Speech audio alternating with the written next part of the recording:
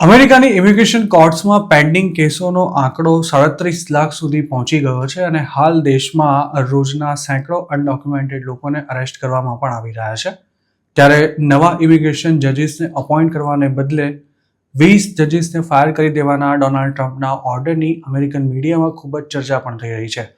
જે 20 જજોને રાતોરાત ઘર ભેગા કરવામાં આવ્યા હતા તેમની અપોઇન્ટમેન્ટ બાઇડન એડમિનિસ્ટ્રેશન દ્વારા કરવામાં આવી હતી અને મોટાભાગના લોકો થોડા જ દિવસોમાં શપથ લેવાના હતા, પરંતુ તે પહેલાં જ તેમને એક ઈમેલ મોકલીને એવી જાણ કરવામાં આવી હતી કે તેમને સર્વિસમાંથી બરતરફ કરવામાં આવે છે.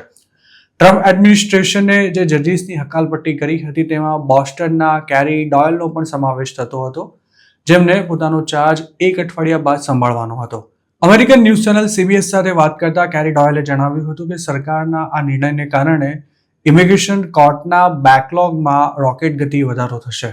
તેમનું એવું પણ કહેવું હતું કે છેલ્લા 3 વર્ષમાં જે લોકો ઇલીગલી US આવ્યા છે તે લોકો અસાઇલમના કેસ કરી જ રહ્યા છે, પરંતુ તેમની સાથે જેમને હાલના દિવસોમાં અરેસ્ટ કરવામાં આવ્યા છે તેમને પણ કોર્ટમાં પ્રોસેસ કરવા પડશે. કેરીએ જણાવ્યું હતું કે ઇમિગ્રેશન એન્ફોર્સમેન્ટ વધતા નવા કેસો આવવાનું પ્રમાણ પણ વધશે, જેના કારણે હાલ જે બેકલોગ 3.7 મિલિયનના સ્તરે પહોંચી ગયો છે તેમાં હજુ પણ વધારો થશે અને જજોની અપૂરતી સંખ્યાને લીધે સ્થિતિ વધુ ખરાબ બની શકે છે. પોતાને ફાયર કરવામાં આવશે તેવી પહેલેથી જ આશંકા હતી તેમ કહેતા કેરીએ એવી વાત પણ કરી હતી કે બાઇડન એડમિનિસ્ટ્રેશન દ્વારા અપોઇન્ટ કરાયેલી તેમની છેલ્લી બેન્ચ હતી જેને શપથ લેવાના બાકી હતા, જેથી નવી સરકાર તેમને અપોઇન્ટમેન્ટ આપશે કે કેમ તે શંકાસ્પદ હતું જ. કેરી ડોયલ ઇમિગ્રેશન એટર્ની પણ રહી ચૂક્યા છે તેમજ અમેરિકાની હાલની ઇમિગ્રેશન સિસ્ટમના તેઓ આકરા ટીકાકાર પણ રહ્યા છે, જેથી તેઓ કન્ઝર્વેટિવ ગ્રુપના વોચ લિસ્ટમાં પણ આવી ગયા હતા અને સ્વાભાવિક છે કે ટ્રમ્પ જે રીતે અસાયલમ સહિતના ઇમિગ્રેશન કેસીસને હેન્ડલ કરવા ઈચ્છે છે તેમાં કેરી ડોયલ જેવા જજ ફિટ નહોતા બેસતા. અમેરિકામાં એક ઇમિગ્રેશન જજ વર્ષના એવરેજ 700 કેસની સુનાવણી કરે છે. જસ્ટિસ ડિપાર્ટમેન્ટની વેબસાઇટ પર ઉપલબ્ધ માહિતી અનુસાર યુએસમાં 71 ઇમિગ્રેશન કોર્ટ્સ આવેલી છે, જેમાં 700 જેટલા જજીસ હાલ ફરજ બજાવી રહ્યા છે. મતલબ કે હાલની સ્થિતિમાં એક જજની સામે પેન્ડિંગ રહેલા કેસીસની સંખ્યા 5200 જેટલી થાય છે. જો સિસ્ટમમાં એક પણ નવો કેસ દાખલ ન થાય અને હાલ જેટલા જજ છે તે જ 3.7 મિલિયન કેસીસની પતાવટ કરે તો પણ 7.5 વર્ષ જેટલો સમય તેમાં લાગી જાય તેમ છે. યુએસમાં ઇમિગ્રેશન જજ બનવું પણ જરાય આસાન કામ નથી.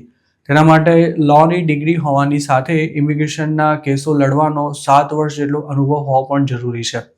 આ સિવાય ઇમિગ્રેશન જજને અપોઇન્ટ કરવાની પ્રોસેસ પણ ખૂબ જ લાંબી અને કોમ્પ્લિકેટેડ છે, જેમાં શોર્ટલિસ્ટ થયેલા કેન્ડિડેટને શપથ લેતા જ 1 વર્ષ જેટલો સમય લાગી જાય છે. એક અંદાજ અનુસાર ઇમિગ્રેશન કોર્ટ્સમાં બેકલોગ ઘટાડવા માટે 300 જેટલા નવા જજીસને તાત્કાલિક અપોઇન્ટમેન્ટ કરવા પડે તેમ છે. જોકે 20 જજોની હકાલપટ્ટી બાદ જે જજીસ હાલ પોતાની સર્વિસમાં એક્ટિવ છે તેમને પણ પોતાની જોબ ગમે ત્યારે જવાનો ડર લાગી રહ્યો છે.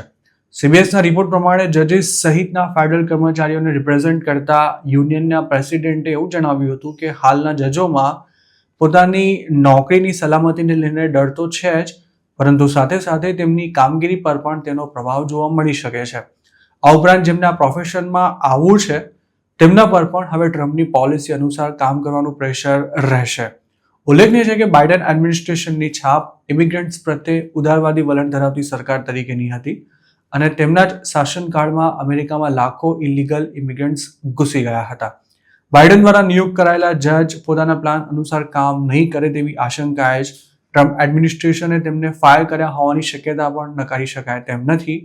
તેવામાં એ પણ નક્કી છે કે જેમના હાલ અસાયલમના કેસ ચાલી રહ્યા છે તેવા ઇન્ડિયન્સ સહિતના લોકો માટે હવે કેસ જીતવો જરા પણ આસાન નહીં રહે.